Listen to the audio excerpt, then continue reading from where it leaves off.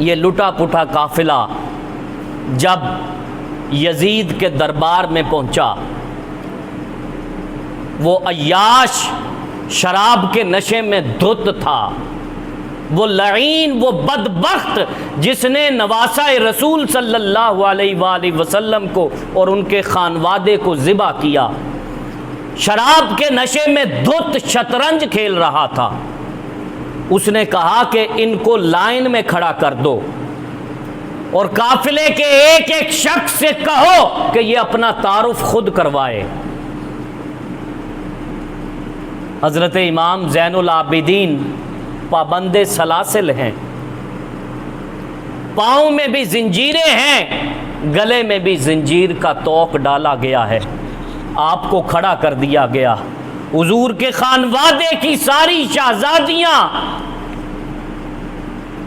اس line میں کھڑی ہیں، چھوٹی سی بچی سیدہ سکینہ 4-5 سال عمر ہے، چہرے سے ہاتھوں سے اپنا چہرہ چھپاتی ہیں۔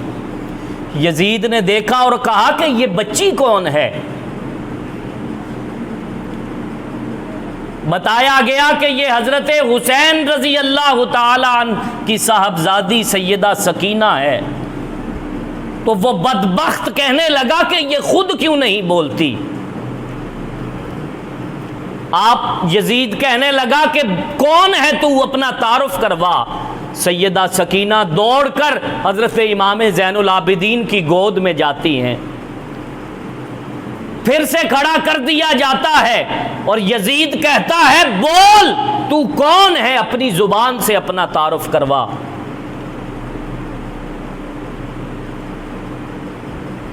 حضرت امام زین العابدین کہتے ہیں کہ بدبخت اس بچی کے گلے کا رسہ بہت سختی سے باندھا گیا ہے، اس بچی کے گلے کا رسہ تھوڑا ڈھیلا کر تو اس کی آواز نکلے، اتنی زور سے گلا باندھا گیا ہے کہ آواز نہیں نکل رہی۔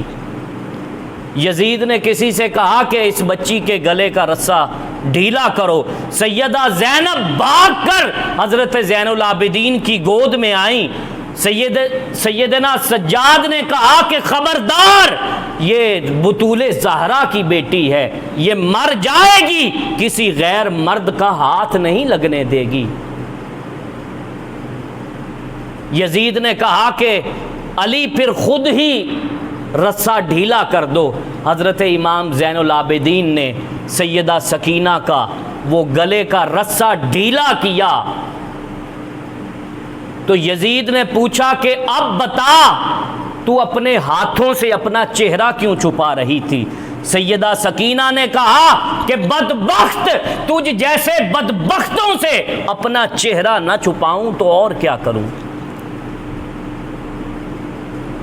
یزید نے کہا اچھا سکینہ بتاؤ کیسا پایا ہمارا منظر؟ چھوٹی سی بچی نے جو جواب دیا، آپ نے فرمایا یزید وہ تو جو دیکھنا تھا دیکھ لیا، اب قیامت کے دن جو ہمارا منظر ہونے والا ہے اس کی بھی تیاری کر لے۔